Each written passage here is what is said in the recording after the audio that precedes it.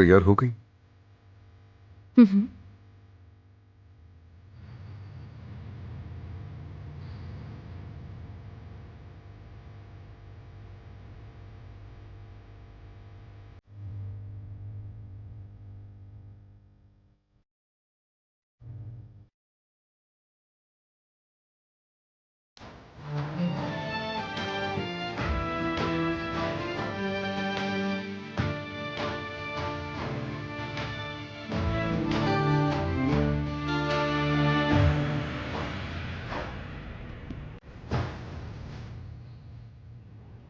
तुम्हें इस तरह देखकर खुशी हो रही है?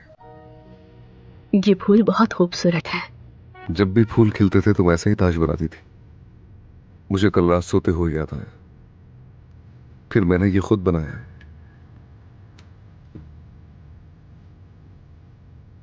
क्या ख्याल है प्रिसले?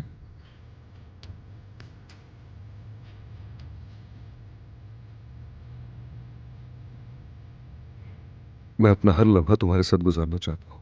अच्छा, तो जैसे कि अदनान बताओ ना मुझे। मैं क्यों बताऊं?